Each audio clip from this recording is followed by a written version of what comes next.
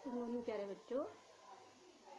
आज मैं आपको कक्षा 9 क्षितिज भाग 1 और काव्यखंड का जो आपका पाठ है वो है वाक, और ये लिखा है ललदेद ने।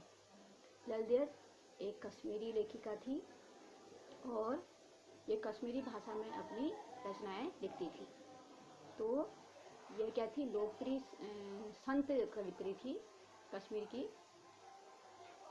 और इनका जन्म 1320 के लगभग कश्मीर में स्थित पंपोर के सिमपुरा गांव में हुआ था। और इनके जीवन के बारे में कोई प्रामाणिक जानकारी नहीं मिलती है, तो प्रामाणिक जानकारी इनके बारे में नहीं मिलती है, लेकिन इनको ललदेद को लल्लेश्वरी, लला और लल योगेश्वरी, लला रिफा आदि नामों से भी जाना जाता था। इनका जो देहांत था वो हुआ था 1391 के आसपास। जो ललदेद की जो काव्य शैली है वो वाक थी। जैसे आप लोगों ने देखा होगा, जैसे कबीर के हैं पद हैं, दोहे हैं, और रसखान के सवैये हैं, मीरा के पद हैं, ऐसे ही तुलसी की चौपाइयाँ हैं। तो ऐसे ही वाक जो है वह एक लिखने की शैली है।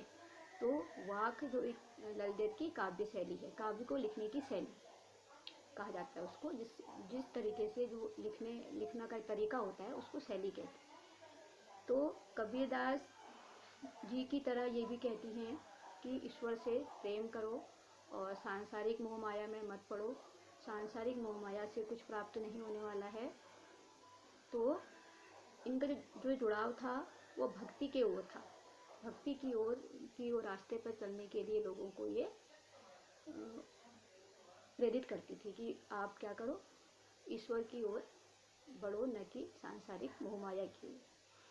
ठीक है बच्चों। तो इसमें जो उन्होंने लिखा है वाक का जो पहला पद है, उस वाक के पहले पद में इन्होंने कहा है कि जो हमारा जीवन है वह नश्वर है।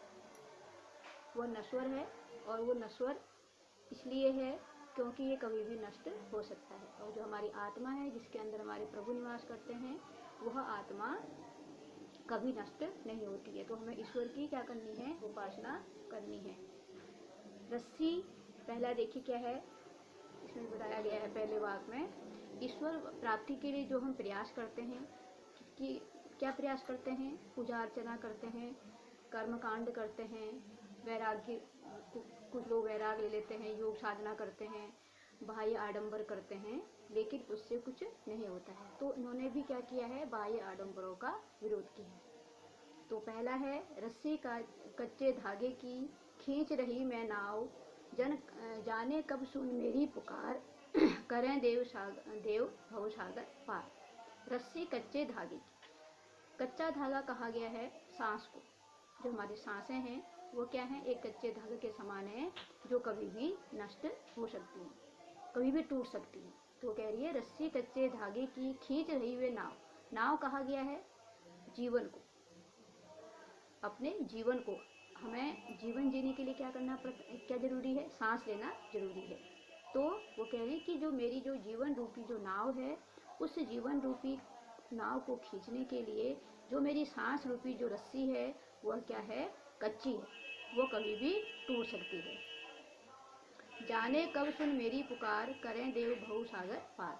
वो कह रहे हैं कि न जाने कब वह ईश्वर, कौन, जो हम सबके ईश्वर हैं, भगवान हैं, परमात्मा हैं, वह मैं इतने पूरे जीवन भर उसको पुकार रही हूँ अपने जीवन में, तो न जाने वह मेरी पुकार कब सुनेंगे और कब मुझे इस भव सागर रूपी संसार से पार लगाएंगे।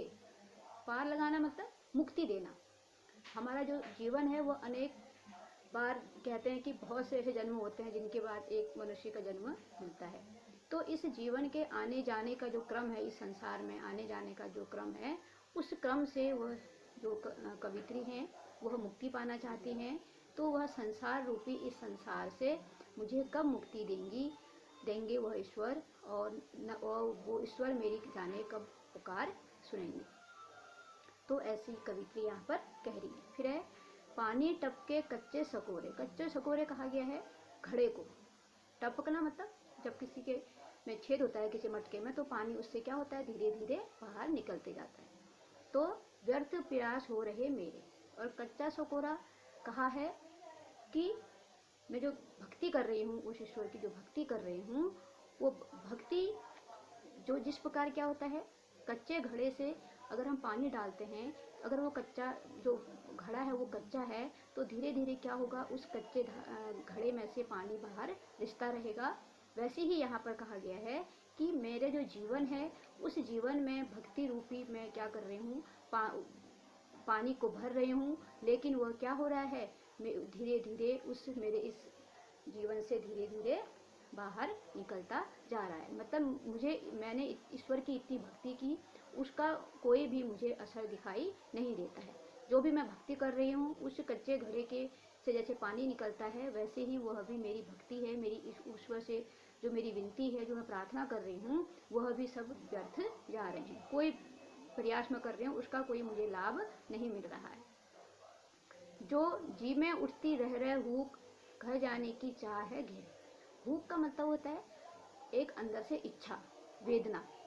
तो जी मतलब मन, मेरे मन में हर समय, हर वक्त, हर क्षण यह बार बार रह रहा मतलब बार बार यह वेदना होती है, यह इच्छा होती है कि मैं कहाँ जाऊँ, घर जाना मतलब ईश्वर के पास, कि मुझे क्या मिल जाए, इस संसार से मुझे मुक्ति मिल जाए और मैं इस संसार से मुक्ति पाकर अपने ईश्वर के घर चले जाऊं, ईश्वर के पास चली जाऊं और मुझे इस संसार से मुक्ति मिल जाए। यही चाह मतलब चाहना, चाहत, यही मेरी एक इच्छा है।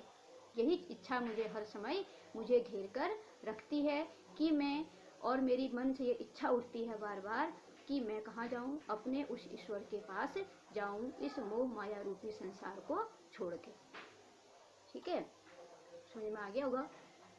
अब अगला देखिए, खा कर कुछ पाएगा नहीं, न खाकर बनेगा अहंकारी, सम खा तभी होगा संभावी, खुलेगी सांकल बंद द्वारी।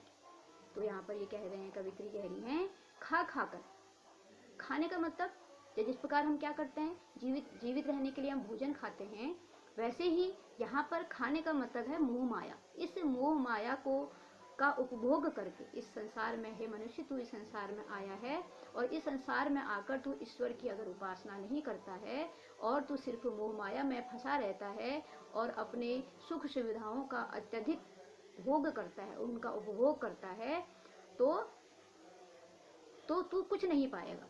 सिर्फ मोह माया में पड़ा रहेगा तो तू उससे कुछ प्राप्त नहीं करेगा। तुझे क्या करना पड़ेगा, ईश्वर की उपासना करनी पड़ेगी। और न खाकर बनेगा अहंकारी, और अगर तू व्रत उपासना और व्रत करेगा, तीर्थ स्थानों में जाएगा, उपासना करेगा, योग साधना करेगा, तो तब भी क्या होगा, और तू अपनी इंद्रियों को अपने बस में कर लेगा, तब भी तू कुछ नहीं पाएगा। और अपने इंद्रियों को अगर तू खुली छूट दे देगा, तब भी तू कुछ नहीं पाएगा। तो तू क्या बन जाएगा, अगर तू उन इंद्रियों को अपने बस में कर लेगा तो तू अहंकारी बन जाएगा कि मैंने क्या किया है, इंद्रियों को अपने बस में कर लिया है और मैं क्या करता हूँ, व्रत करता हूँ, उपासना करता हूँ, ईश्वर की भक्ति करता हूँ। तो इस चीज का अहंकार तेरे दिल में बैठ जाएगा, तो उससे भी तुझे कुछ प्राप्त नहीं होने वाला है।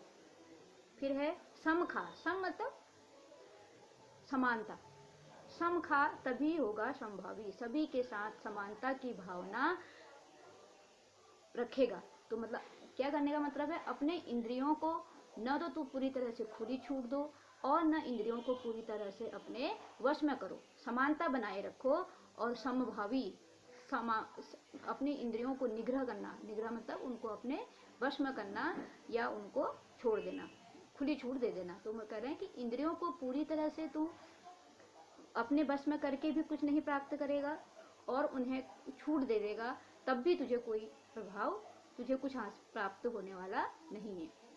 तू क्या कर, समानता रख दोनों में, न अधिक ऊंचे में जा न सबसे नीचे में। तो सम होगा संभावी, तभी तू क्या होगा, अगर सबके साथ समानता की भावना होगी तो तभी तू, तेरे अंदर सभी के साथ समानता की भावना रखेगा तो तभी सब कुछ सही होगा। खुलेगी सांकल बंद द्वारी, और तब क्या होगा, जो सांकल कहाँ से, उस ईश्वर से प्राप्त करने का जो तेरा दरवाजा है, जो रास्ता है, उसका जो दरवाजा बंद है, उसकी जो सांकल है वह क्या हो जाएगी, छूट जाएगी, खुल जाएगी। तो समभावी, समभावी मतलब समानता का भाव रखना। जब तू क्या करेगा, समानता का भाव सबके साथ रखेगा, और तब क्या होगा, जो ईश्वर का जो जाने का जो राह है, जो रास्ता है, जो दरवाजा है तेरे लिए जो बंद हो रखा है, उस दरवाजे की जो चिटकनी है, कुंडी जिसे कहते हैं, चुटकनी है, जो सांकल है, वह क्या हो जाएगी, अपने आप ही खुल जाएगी। फिर देखिए अगला, आई सीधी राह से गई न सीधी राह। वो कहते हैं, कवित्री कह रही हैं कि जब मनुष्य इस संसार में आता है तो तब उसके पास अपना कुछ नहीं होता है, कुछ लेके नहीं आता है, और न उसके पास न अपना लोभ होता है, न माया होती है, न दुख होता है, न किसी से ईर्ष्या होती है, न घृणा होती है। तब क्या होता है, वह जो व्यक्ति है इस संसार में आता है पूरी तरह से स्वतंत्र रूप से, पूरी तरह से क्या होता है, अंदर से किसी के प्रति कोई मोह माया, घृणा, स्वार्थ, ये सब चीजें नहीं होती। गई न सीधी राह, लेकिन जब मैं इस संसार में आ गई तो इस संसार में आकर मेरे अंदर अनेक प्रकार की क्या हो गई, अवगुण भर गए हैं। स्वार्थ है, दुख है, मोह माया है, और दूसरों के प्रति बैर भावना है, यह सब चीजें मेरे हृदय में बैठ गई हैं। सुषुम्न सेतु पर खड़ी थी। सुषुम्न सेतु एक सुषुम्ना नाड़ी होती है जिसके द्वारा हम ध्यान करते हैं, सुषुम्ना नाड़ी, और सेतु का मतलब कहा गया है यहाँ पर पुल। तो वो कह रही है कि मैं क्या कर रही हूँ, उस ईश्वर का ध्यान कर कर इस पुल में खड़ी हूँ। बीत गया दिन आ, मेरा मतलब मेरा जो पूरा जीवन है वह जीवन उस ईश्वर का ध्यान करने में मेरा पूरा दिन, पूरा जो जीवन है वह क्या हो गया है, व्यतीत हो गया है। और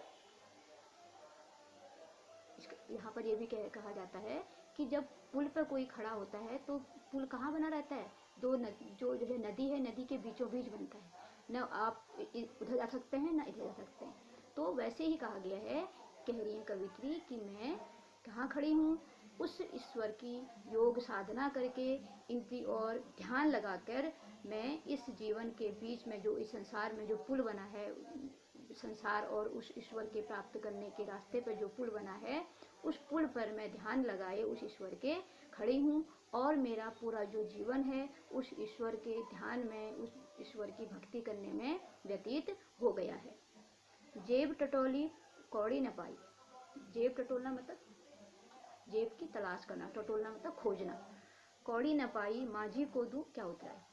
आपने देखा होगा जब आपको क्या होता है, आप किसी नाव में बैठ के कहीं दूसरी जगह पार करना चाहेंगे तो आपको नाविक को देने के लिए आपके पास क्या होना चाहिए, पैसा होना चाहिए, तभी आप क्या कर पाओगे, उस नाव से पार कर पाओगे नदी को। तो ऐसे ही जो हमारा जो जीवन है वह जीवन भी क्या है, वो कह रही है कि मैं इस जीवन रूपी नाव को खींच रही हूँ। किसके माध्यम से खींच रही हूँ, सांसों के माध्यम से खींच रही हूँ।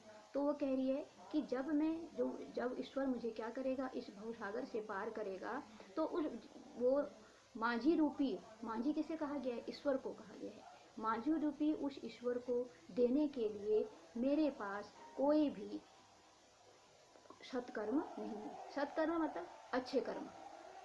क्या करेंगे, जैसे हम पार करेंगे किसी नाव से, हम किसी नदी को पार करेंगे तो नाव से पार करने के बाद हमें उस माझी को क्या देना पड़ेगा, उतराई देनी पड़ेगी, पार करने के लिए कुछ पैसा देना पड़ेगा। वैसे ही जब ईश्वर क्या करेंगे, मेरी भक्ति से प्रसन्न होकर मुझे इस संसार रूपी भवसागर से पार करा देंगे, तो उस ईश्वर को देने के लिए जब मैंने अपने पास देखा, अपने अंतरात्मा, जेब टटोलना का मतलब अंतरात्मा, अपने अंतर आत्मा में मैंने झांका तो मुझे उस ईश्वर को देने के लिए सत्कर्म रूपी एक भी पैसा मेरे पास नहीं था। अब मैं उसे माझी उस ईश्वर को इस भवसागर को पार करने के लिए क्या उतराई दूं, यह मेरी समझ में नहीं आ रहा है। तो मेरे पास क्या नहीं है, सत्कर्म नहीं है। तो हमें क्या करना है, इस संसार में अगर हम आए हैं तो हमें अच्छे कर्म करने हैं, सत्कर्म करने हैं, ताकि जब हम क्या करें, उस ईश्वर हमारी प्रार्थना सुन लेगा हमें इस संसार से मुक्ति प्राप्ति देगा, तो उसके बाद ही भी हमें क्या करना पड़ेगा, उस ईश्वर को देने के लिए हमारे पास सत्कर्म होने चाहिए। तो बच्चों, ये पाठ आपको समझ में आया होगा और पिछले पाठ भी आपको समझ में आए होंगे। और अगर आपको यह पाठ अच्छे से समझ में आया है और तो आप ज़रूर इसमें कमेंट करें और लाइक करें, सब्सक्राइब करें, ताकि जो भी मैं अगले पाठों की वीडियो बनाऊं वह तुमको आप लोगों को आसानी से प्राप्त हो। ठीक है बच्चों, और ऐसे ही मन लगा के पढ़ाई कीजिए। और आने वाला जो समय है वह समय कैसा होगा कोई नहीं जानता है। इस महामारी से बचने का पूरा ध्यान रखें, घर से कम निकलें और अपनी सुरक्षा करें, अपने परिवार वालों की सुरक्षा करें। और जो भी आपको लगता है कि मैं जो पढ़ा रही हूँ उसे आप उसमें आपको क्या पढ़ना है, आपको क्या अगर किस प्रकार से आप पढ़ना चाहते हैं और कैसा मैं कौन कौन सी चीज़ें मैं पढ़ाऊँ, ऐसे कोई विषय होगा जिसे आप चाहते हो कि मैं पढ़ाऊँ, तो आप ज़रूर कमेंट बॉक्स में कमेंट कीजिए और अपना ध्यान रखिए और सुरक्षित रहिए। धन्यवाद।